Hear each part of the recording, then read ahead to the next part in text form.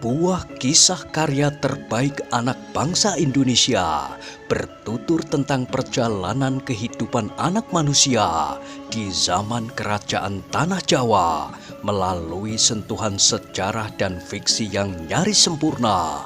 Dengan bangga kami persembahkan satu di antara karya terbaik dari Esa Mintarja yang berjudul Jejak di Balik Kabut. Pada kesempatan yang sangat baik ini, kita masuk pada episode yang ke-70. Selamat menikmati.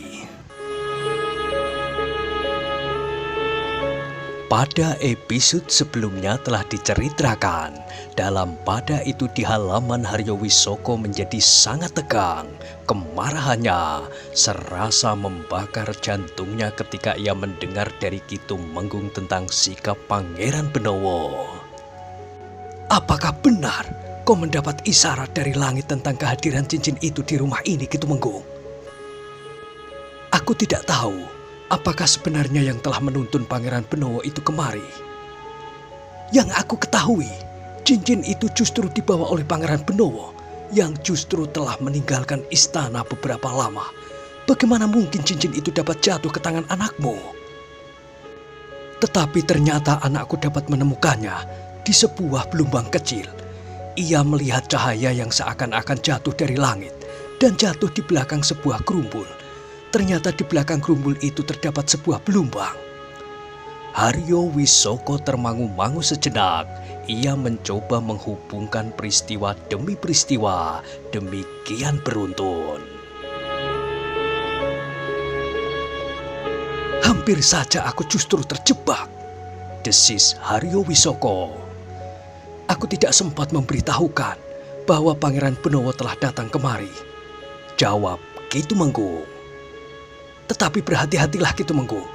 Pangeran Benowo adalah seorang anak muda yang cerdik dan berani. Ia tentu mempunyai prasangka buruk terhadapku karena aku datang kemari pagi-pagi buta. Tetapi itu lebih baik daripada Pangeran Benowo datang kemudian, berkata Ki Tumenggung. Haryowisoko mengangguk-angguk, katanya, "Ya, ia dapat langsung melibatkan aku dalam soal cincin ini. Sekarang, semua kesalahan telah aku limpahkan kepada Paksi. Biarlah Paksi bertanggung jawab atas cincin itu." Kenapa Ki Tumenggung justru melimpahkan tanggung jawab kepada anak Ki Tumenggung? Kenapa Ki Tumenggung tidak justru melindunginya? Anak iblis, biar ia belajar memahami arti hidup. Anak itu tidak boleh menjadi benalu di rumah, meskipun ia anakku. Kau termasuk orang yang aneh, Ki Tumenggung. Baru saja ia pulang dari sebuah pengembaraan yang panjang sambil membawa cincin kerajaan yang hilang itu. Tetapi kehadiran anak itu di rumah hanya akan menimbulkan bencana saja. Apakah Ki Tumenggung akan membiarkan anak itu dihukum jika ia dianggap bersalah? Apa yang harus aku lakukan? Jika aku melibatkan diri, maka tentu akulah yang akan dihukum.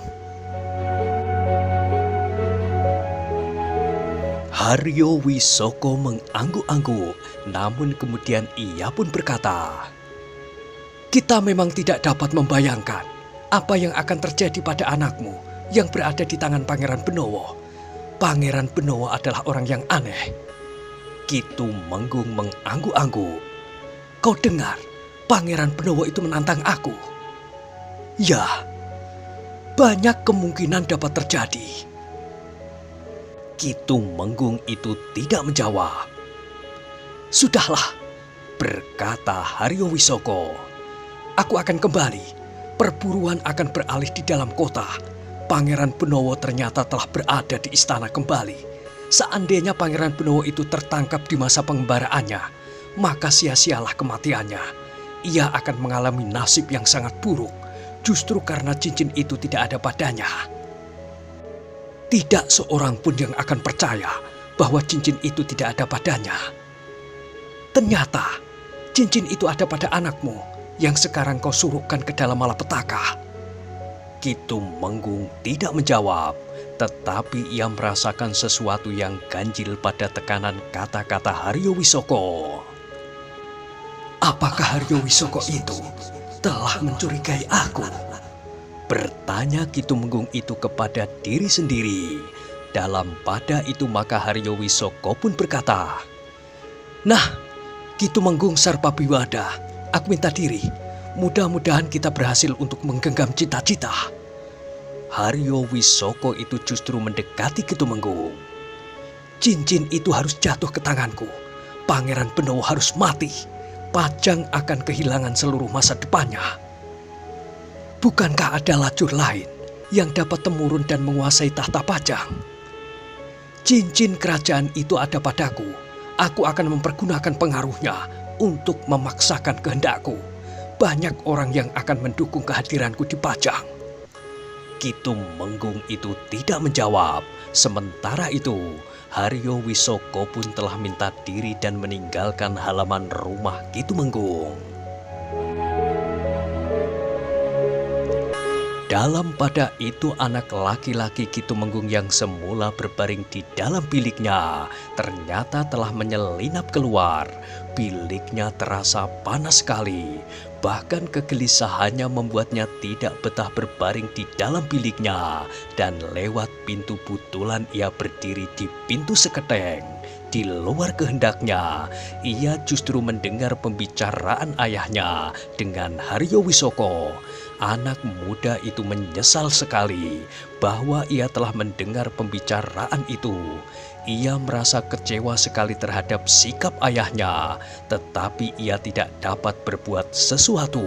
Karena itu, yang didengarnya itu justru menjadi beban yang terasa sangat berat di hatinya. Apa yang sebenarnya ayah kehendaki? Pangkat, derajat atau apa? Bertanya anak muda itu di dalam hatinya. Sekarang pun ayah telah memilikinya. Ayah adalah seorang tumenggung. Ayah adalah seorang yang cukup dihormati. Hidupnya berkecukupan. Apalagi, apakah ayah ingin menjadi tumenggung Wreda? Atau malah menjadi seorang patih? Jika benar Haryo Wisoko berhasil menguasai Pajang. Sejenak kemudian, halaman rumah Kitumenggung yang luas itu menjadi sepi. Haryo Wisoko dan para pengikutnya telah meninggalkan halaman itu. Sementara itu Kitumenggung Sarpabiwada pun telah masuk pula ke ruang dalam. Ketika dilihatnya adik Paksi Pamekasan itu berada di serambi, ia pun bertanya, "Apa yang kau lakukan di situ?" "Aku tidak dapat tidur, ayah," jawab anak muda itu. "Di mana ibumu?" "Di dapur, ayah. Ibu ingin menyiapkan minuman buat tamu-tamu ayah itu. Mereka sudah pulang. Mungkin airnya belum mendidih." Kitumenggung pun kemudian telah pergi ke dapur. Dilihatnya Nyitumenggung duduk di amben panjang. Di sisinya duduk anak perempuannya yang masih saja gemetar. "Kenapa kau umpankan Paksi, Kitumenggung?" berkata Nyitumenggung. "Aku umpankan. Bukankah aku sudah mengatakan apa yang sebenarnya terjadi? Tetapi bukankah Kitumenggung dapat berdiam diri tanpa menunjuk kepada Paksi? Jadi kau ingin leherku dijerat di tiang gantungan oleh Kanjeng Sultan? Bukankah Pangeran Benowo tidak membawa Kakang Tumenggung? Bukankah Pangeran Benowo itu sudah akan meninggalkan rumah kita ketika tiba-tiba saja Kakang menyebut nama Paksi? Pangeran Benowo memang tidak membawa aku malam ini, tetapi besok beberapa orang prajurit akan datang dan menyeretku ke alun-alun. Di tengah-tengah alun-alun itu sudah siap tiang gantungan yang akan menjerat leherku itu." "Aku tidak yakin bahwa itulah yang akan terjadi atas Kakang Tumenggung seandainya Kakang Tumenggung tidak menyebut nama Paksi. Tetapi tadi Pangeran Benowo sudah mengatakan bahwa Paksi akan dapat digantung atau dipancung menurut keputusan Pangeran Benowo sendiri." "Itu terjadi di luar kuasaku." Kalau saja ayah tidak menyebut nama Kakang Paksi. Desis adik perempuan Paksi Pamekasan. Diam kau, kau tidak tahu apa-apa. Apakah ibumu sudah meracuni otakmu sehingga kau dapat berkata seperti itu? Namun terdengar suara adik laki-laki Paksi Pamekasan di pintu dapur. Ayah sebenarnya tidak perlu menyebut nama Kakang Paksi di hadapan Pangeran Benowo. Jadi kau juga ingin melihat tubuhku tergantung di alun-alun? Aku tidak ingin melihat tubuh ayah tergantung di alun-alun, tetapi aku juga tidak ingin melihat Kakang Paksi dipancung besok. Salah satu di antara kita akan dikorbankan. Aku mengenal watak Pangeran Benowo yang bengis itu. Seharusnya ayah bertahan sampai saat terakhir. Jika ayah menganggap bahwa Kakang Paksi memang lebih baik dikorbankan daripada ayah sendiri, maka baru pada saat terakhir, jika segala usaha sudah gagal, ayah dapat menyebut nama Kakang Paksi. Tutup mulutmu, bentak ayahnya. Kau memang dungu, kau tidak tahu apa yang sedang terjadi, karena itu jangan ikut campur. Aku tahu apa yang terbaik yang harus aku lakukan. Aku pun harus menegakkan kembali wibawaku di rumah ini. Nyi Tumenggung harus menyadari hal ini. Aku tidak mau kau bersikap seperti saat Paksi itu datang, Nyi. Aku laki-laki dan kau tidak lebih dari seorang perempuan. Kau tahu siapa yang berkuasa di rumah ini, siapapun kau. Nyi Tumenggung melihat mata suaminya menjadi merah. Meskipun demikian, naluri seorang ibu masih saja berusaha untuk membela anaknya. Karena itu, maka Nyi Tumenggung itu pun berkata, "Tetapi aku tidak rela bahwa Paksi harus menanggung akibatnya karena cincin itu ada di rumah ini. Jika Paksi pergi mencari cincin itu, bukankah ia menjalankan perintah Kakang? Jika ia pulang membawa cincin itu, semata-mata karena baktinya kepada ayahnya. Tetapi apa yang diperbuat ayahnya terhadapnya?" "Cukup!" teriak Nyi Tumenggung. Hampir saja tangannya menyambar wajah Nyi Tumenggung, tetapi anak perempuannya segera memeluk ibunya, sementara adik laki-laki Paksi Pamekasan berusaha untuk menahan tangan ayahnya. Sambil mengibaskan tangannya, Nyi Tumenggung Sarpapiwada itu berkata, "Persetan dengan kalian, siapa yang tidak mau tunduk kepadaku, pergi dari rumah ini." Namun Nyi Tumenggung menyahut, "Siapa yang harus pergi dari rumah ini?" Telinga Nyi Tumenggung bagaikan disentuh api, tetapi anak perempuannya telah menarik ibunya ke pintu, sementara anaknya laki-laki masih berusaha menghalangi ayahnya itu. Nyi Tumenggung itu menggeretakkan giginya. Bagaimanapun juga, wibawanya sebagai pemimpin di rumah itu memang sudah ternoda.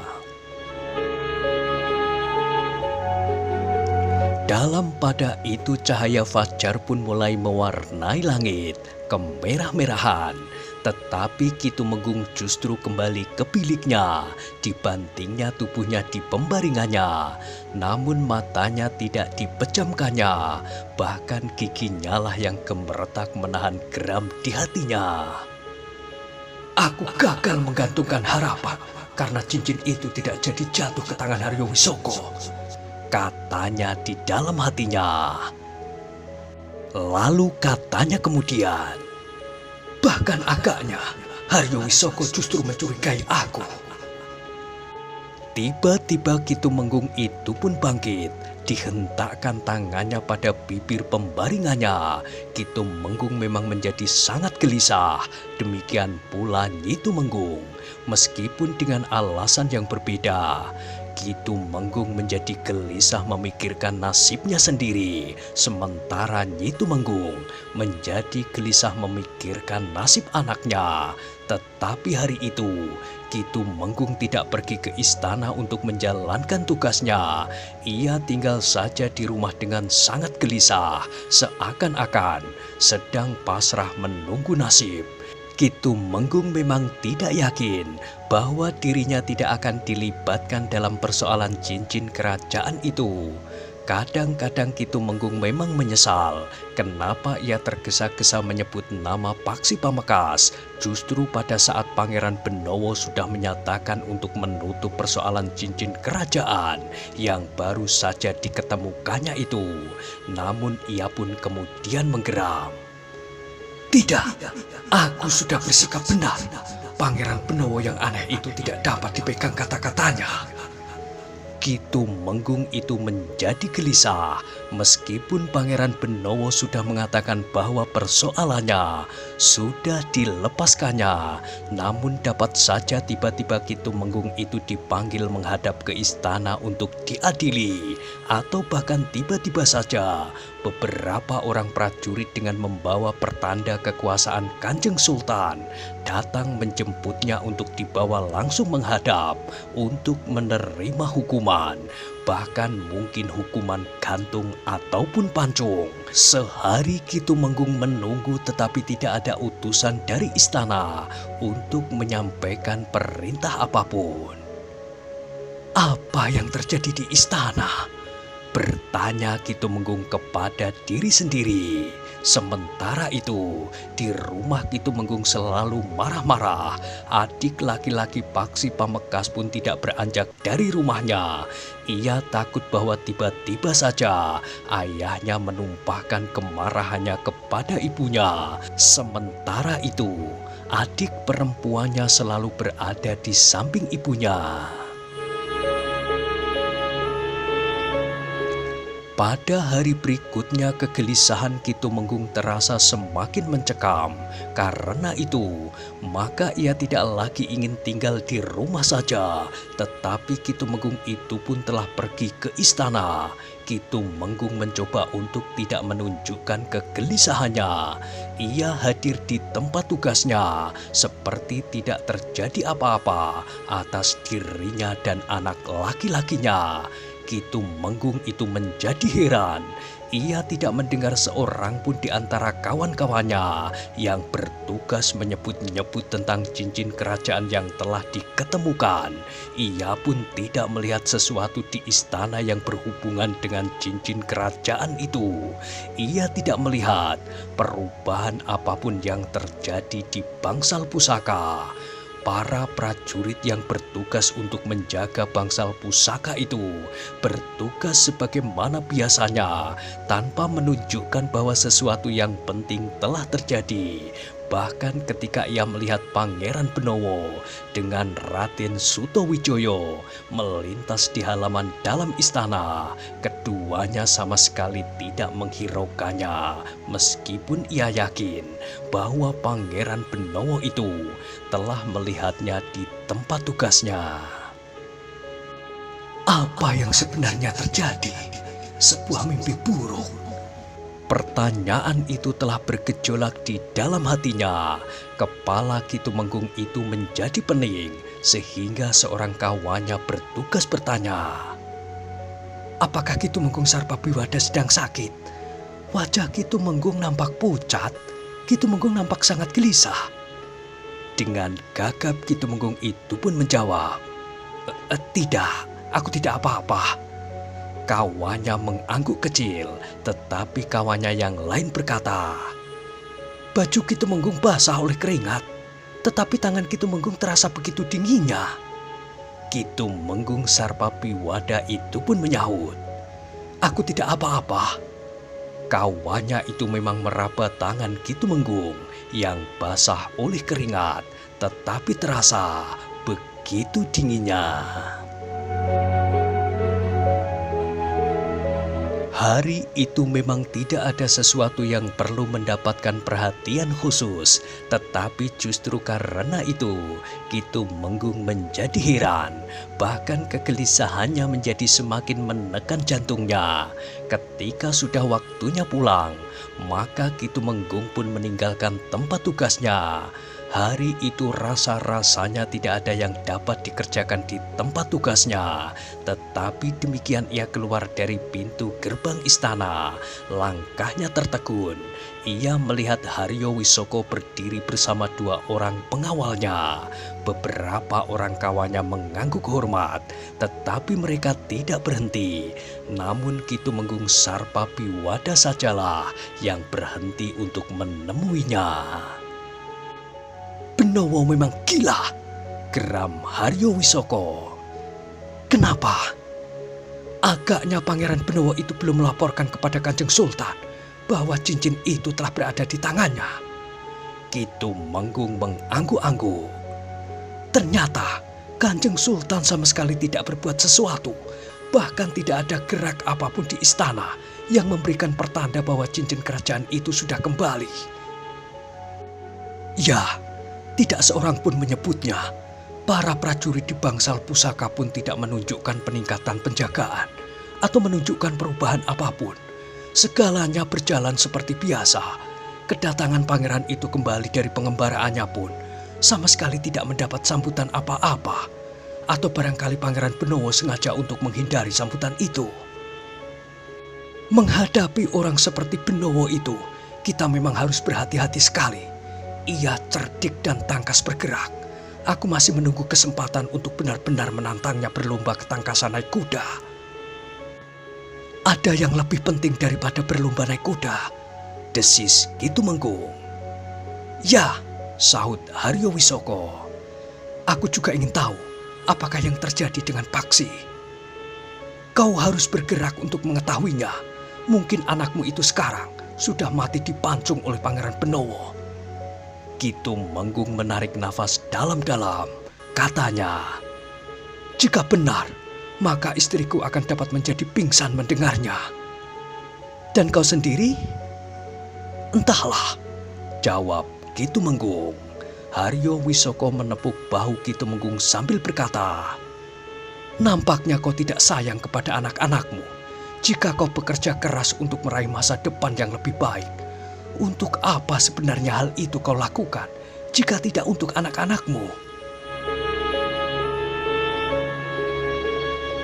Wajah Kitumenggung menjadi tegang, sementara Haryo Wisoko pun berkata, mungkin aku adalah orang yang paling jahanam di istana ini dengan rencana-rencanaku yang barangkali dianggap gila oleh orang lain.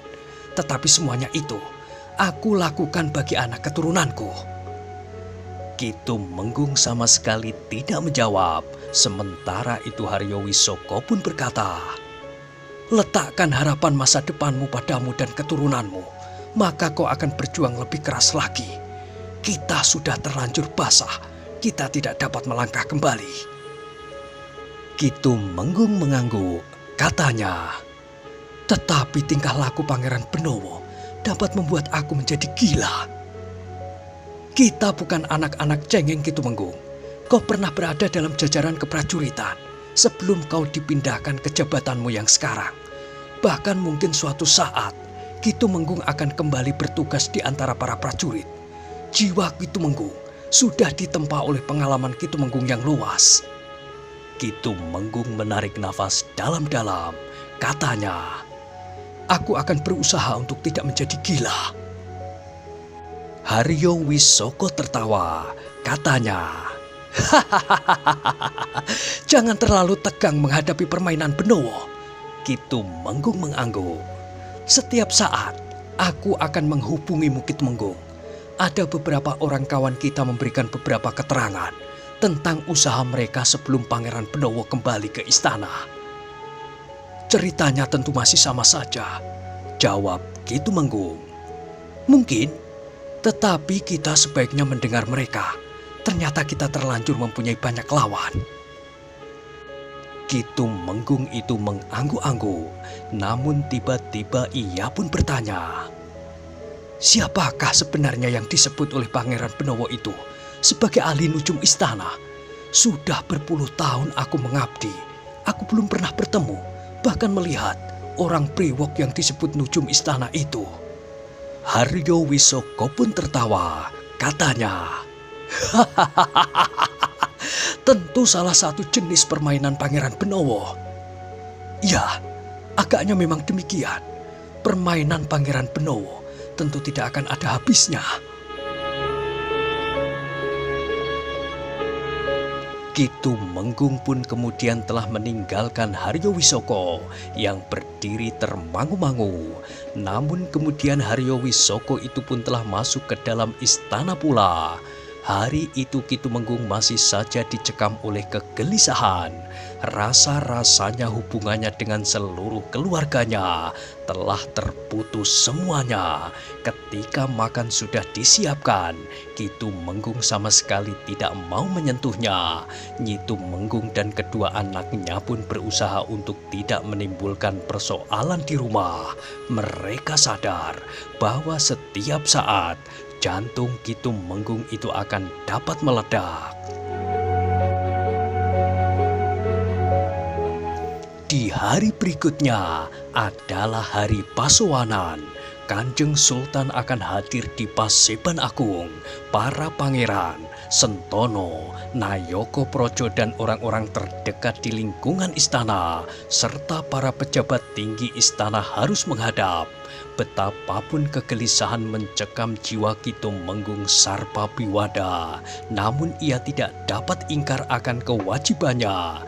Jika ia tidak dapat menghadap di hari Pasowanan itu, maka akan dapat timbul prasangka buruk atas dirinya. Apalagi karena baru saja Pangeran Benowo mengambil cincin kerajaan yang bermata 3 butir itu dari rumahnya.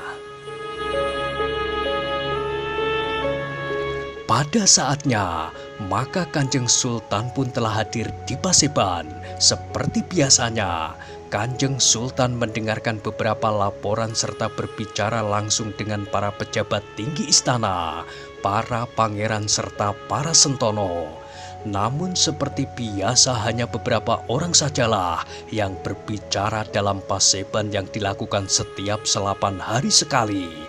Paseban yang nampaknya lebih banyak diselenggarakan sekedar memenuhi tatanan, sedangkan pembicaraan-pembicaraan yang sebenarnya justru lebih banyak dilakukan dalam pasewanan khusus, serta pertemuan-pertemuan di lingkungan istana yang lebih kecil lingkupnya. Beberapa orang yang hadir dalam Paseban Agung itu justru telah mengantuk-ngantuk, sedangkan Ki Tumenggung Sarpabiwada lebih banyak merenung tentang dirinya sendiri. Beberapa orang yang berbicara di Paseban Agung itu adalah para pejabat tinggi yang lebih banyak memberikan laporan tentang keadaan rakyat Pajang. Rakyat Pajang yang hidup dalam suasana yang aman, tentram dan damai. Tidak ada seorang pun yang merasa tidak puas. Kehidupan yang baik serta kesejahteraan yang tinggi membuat Pajang dikagumi oleh orang-orang mancanegara yang sempat berkunjung ke Pajang. Pangeran Benowo yang ikut mendengarkan laporan-laporan itu mengangguk-angguk. Tetapi setiap kali ia mendengar laporan betapa Pajang dikagumi oleh orang dari mancanegara, jantungnya menjadi berdebar-debar. Apa yang dikagumi? Bertanya Pangeran Benowo di dalam hatinya. Tetapi Pangeran Benowo melihat Kanjeng Sultan mengangguk-angguk puas. Semua laporan sangat menyenangkan hatinya serta memberikan kebanggaan kepadanya. Beberapa saat kemudian, para pejabat tinggi yang berkewajiban memberikan laporan telah selesai. Orang yang terkantuk-kantuk justru terbangun. Mereka berharap bahwa Paseban akan segera berakhir, sehingga mereka dapat keluar dari bangsal yang terasa menjadi semakin panas itu. Ki Tumenggung Sarpabiwada yang duduk di baris-baris belakang melihat Haryo Wisoko duduk dengan kepala tunduk. Sebenarnya lah Haryo Wisoko menunggu apakah dalam Paseban Agung itu akan disebut-sebut pula tentang cincin kerajaan yang hilang itu. Dalam suasana yang lesu itu, tiba-tiba beberapa orang terguncang jantungnya. Kanjeng Sultan sendiri kemudian berkata, "Aku mengucapkan terima kasih atas kesetiaan kalian. Pekerjaan yang baik hendaknya kalian teruskan. Sedangkan yang tidak baik, dapat kalian tinggalkan. Dalam kesempatan ini, aku, Kanjeng Sultan Hadiwijoyo yang bertahta di Pajang, ingin memberikan penghargaan dan ganjaran kepada seorang anak muda yang telah berjasa kepada keluarga istana, yang juga berarti berjasa bagi Pajang. Anak muda itu bernama Paksi Pamekasan. Orang-orang yang semula acuh tidak acuh saja, tiba-tiba seperti terbangun dari tidur.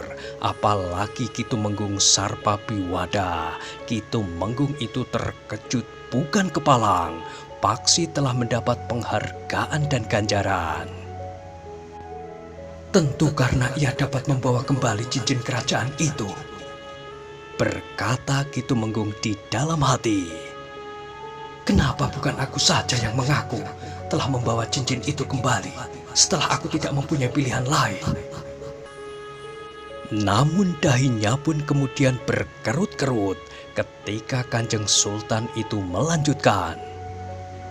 Anak muda yang bernama Paksi Pamekasan itu telah membantu dan bahkan dengan mempertaruhkan nyawanya untuk keselamatan putraku, Pangeran Benowo, yang mengalami kecelakaan yang berat ketika putraku itu sedang mengembara melihat-lihat kenyataan hidup di Patisan.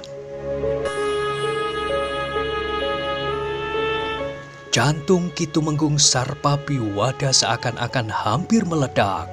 Rasa-rasanya ia ingin berteriak mengatakan bahwa ialah yang telah membawa cincin kerajaan kembali ke Pajang. Dalam pada itu, Kanjeng Sultan pun berkata, Pangeran Benowo, katakan apa yang telah terjadi atasmu. Hamba Ayahanda, jawab Pangeran Benowo. Mohon perkenan Ayahanda. Katakan. Pangeran Benowo itu pun kemudian bercerita bahwa ia telah tergelincir di jurang yang dalam di kaki Gunung Merapi. Untunglah bahwa anak muda yang bernama Paksi Pamekasan itu dengan berani menuruni tebing jurang yang terjal itu. Ia pun mengalami kecelakaan, tetapi keadaannya jauh lebih baik daripada keadaanku sendiri, sehingga ia sempat membawa aku pergi dari jurang itu dengan mengambil arah perjalanan yang lain. Ia masih sempat mencari air, menitikkan di bibirku, memampetkan darah yang mengalir dari luka-lukaku dengan daun metir dan sawang kemelandean yang sempat dicarinya di semak-semak. Mereka yang ada di Paseban itu pun mendengarkan dengan sungguh-sungguh. Namun Haryo Wisoko dan Kitumenggung Sarpabiwada yang menjadi sangat gelisah. Permainan gila, geram Haryo Wisoko. Cincin itu agaknya masih disembunyikannya. Namun kegelisahan Haryo Wisoko itu memuncak ketika ia melihat Pangeran Benowo itu menyembah ayahandanya. Cincin bermata 3 itu dikenakannya di jari-jari manisnya. Apakah aku yang sudah menjadi gila? Bertanya Haryo Wisoko kepada dirinya sendiri. Sebagaimana Haryo Wisoko, maka Kitumenggung Sarpabiwada pun menjadi sangat bingung menanggapi peristiwa yang terjadi itu. Ia tidak tahu pasti apa yang sedang dihadapinya itu. Namun sebenarnya lah yang mereka lihat. Paksi Pamekasan telah dipanggil untuk menghadap dan menerima langsung ganjaran dari Kanjeng Sultan Hadiwijoyo.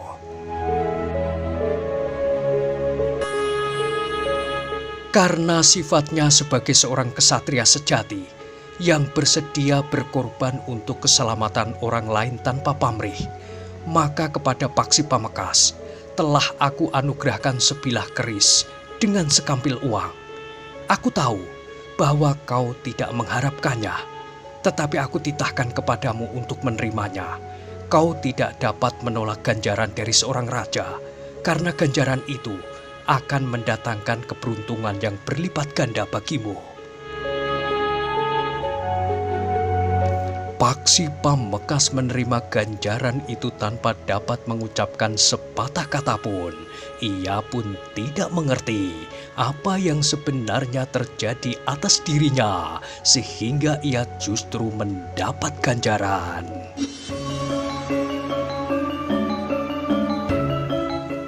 Nah, bagaimanakah kisah selanjutnya? Silahkan ikuti terus kisah Jejak di Balik Kabut pada episode berikutnya. Sampai jumpa.